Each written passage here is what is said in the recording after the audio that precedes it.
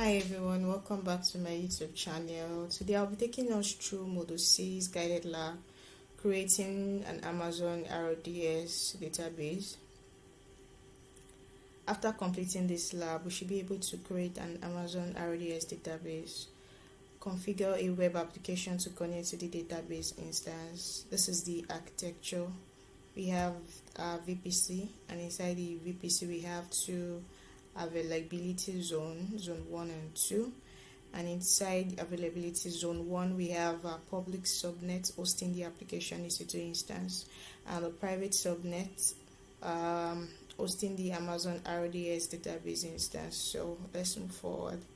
Task 1 says creating an Amazon RDS database. We have to navigate to this RDS, right? Then choose create database. So let's search for RDS. Okay, here we go. So choose create database. Under the engine options, select MySQL. So it's coming up. Okay, so we have to click on create database, right? The engine options, MySQL, and also set the template and availability and duration options. Under the template section, select dev and test. Okay, so we have to select MySQL. Select MySQL. So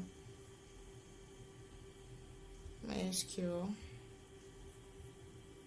Scroll down.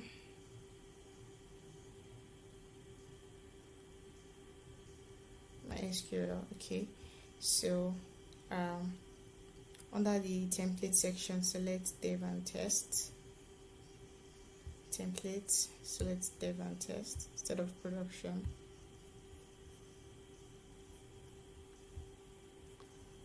Under availability and durability section, select single DB instance.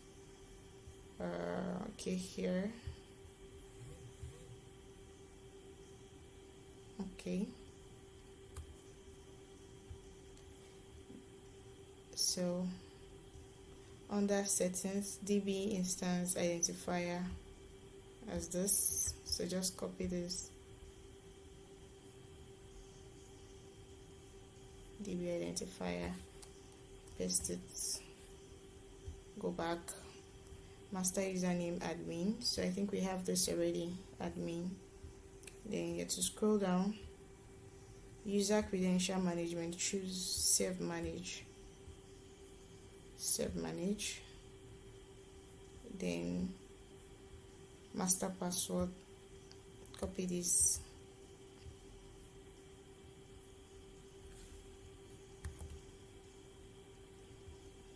Then repeat. Scroll down. Under the instance configuration section, configure these options. Select stable classes. Okay. Here. Okay. Select DBT3 micro. DBT3 micro. Yes, correct. Scroll down. In the storage section next, for storage type, choose general purpose.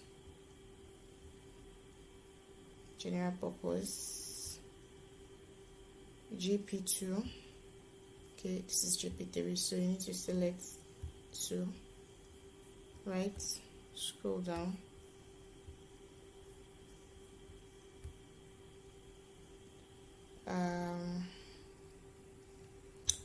For allocated storage, enter 20.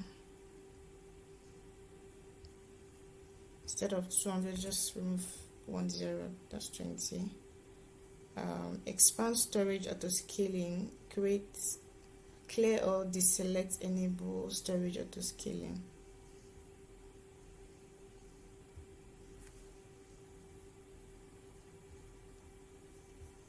Right, so under the connectivity section, configure these options: virtual, private cloud, lab, VPC. Let's scroll down here, select this.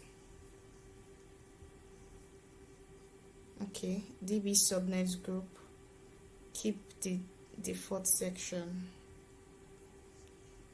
Okay.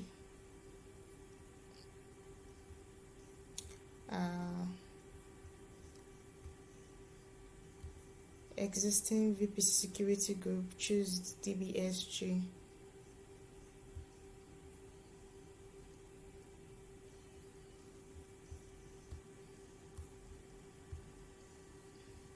Here,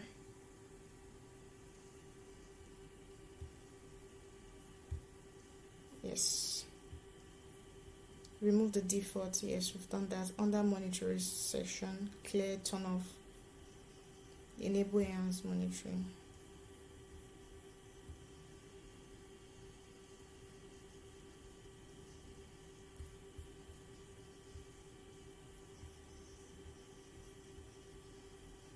Expand the additional configuration panel and configure these settings. Additional configuration. Okay. Initial database name, give it this.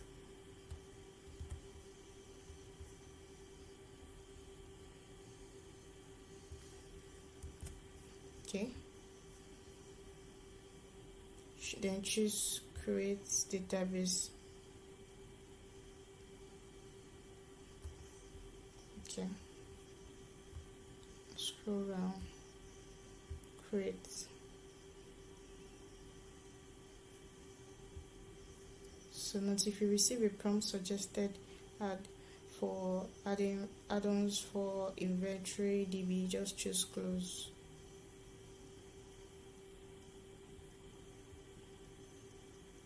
Close. Right.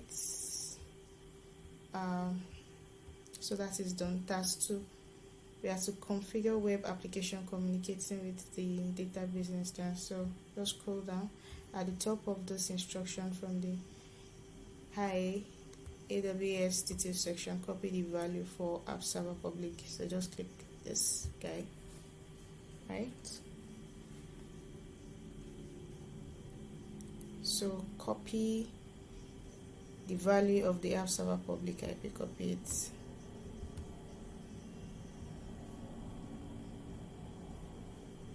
Okay, so let's just copy it, go to this, it's coming up.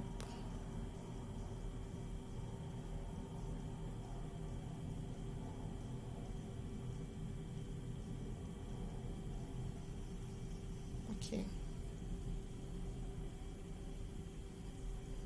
so choose settings. You can now configure the application to use the RDS DB instance you created earlier. You will first retrieve the database endpoint so that the application knows how to connect to it. Return to the AWS Management Console, right? From the service menu, choose this. In left navigation, choose database. Okay, we already have it open. Right here, just reload. So what are we supposed to do? Choose it, then go to connectivity and security section and copy the endpoint. Okay, good. I'll scroll down. Still coming up. It should look like this. Paste the entry points you copied earlier here.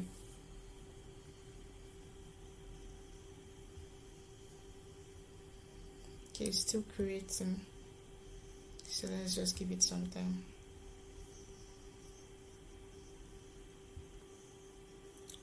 So moving forward, we have the endpoints. Copy it, paste it, then database, give it this name,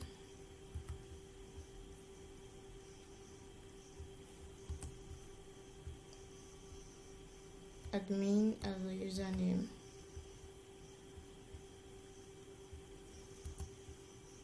then password this,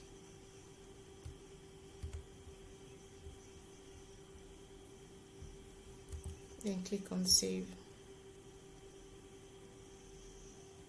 So here we have this. The next task says add inventory, edit and delete by using the application, insert new record into the table, ensure that the table has 5 or more inventory records before submitting your work. So let's do that. Store, escalate, ALX, lowercase ALX, doesn't matter anyways, but then Amazon cases, quantity, let's put 1, submit, store, shares, item, lab 6. So 1, 2, 3, 4. At least we have 5, right? Ensure that the table has 5 or more before submitting. Okay, let's just add one more and call it AWS SA 1, submit. Okay, so I think that will be all for this lab.